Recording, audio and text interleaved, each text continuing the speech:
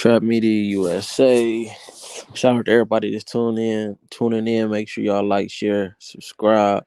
We appreciate you. Early morning, we cooking on boxing, and we got to put all of the bullshit sanctioning bodies in the pot today. Now we move on to the WBC. WBC franchise situation. We all know it was made as the NBF belt. No black fighters belt. Canelo used it to duck Charlo. When Charlo was his mandatory, they created something out of thin air so that Canelo didn't have to fight Charlo.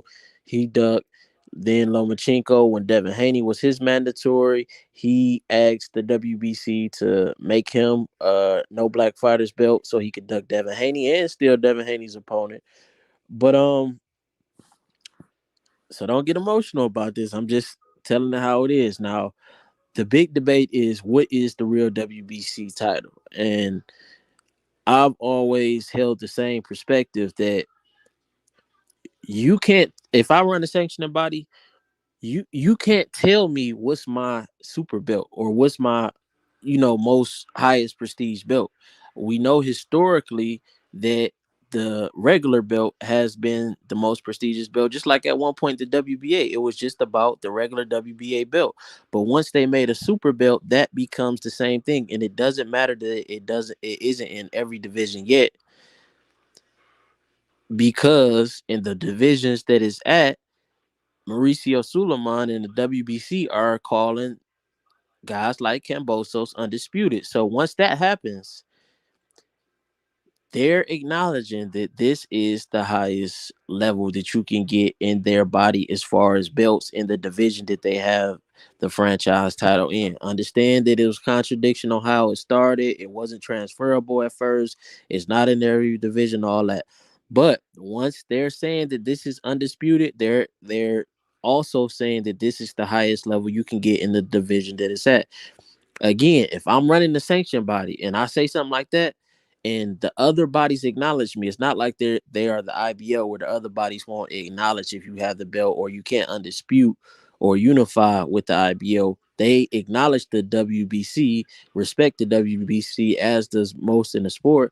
So whenever they decide, just like the WBA decided to make a super belt and now they're deciding to consolidate, you can't choose not to respect my hand, or whatever you think don't matter, because it's my body. So if I say this is it, this is it. So us as fans can feel one way, the other bodies can feel one way. But if they're saying this is the highest level you can get in their division, then the other belt becomes the regular, and this belt becomes the super in the division that is in. Is it right? No, it's not right. Don't believe in its inception. It shouldn't be around at all. We all in agreement on that. But I'm just saying, I think it's time that we accept what is. Right or wrong, we can't tell this organization what's their highest level of belt. Is theirs. We can choose not to support them and support something official like the IBF or the IBO to American sanctioning bodies, but we can't tell them what's their highest level on something that's theirs, that they run.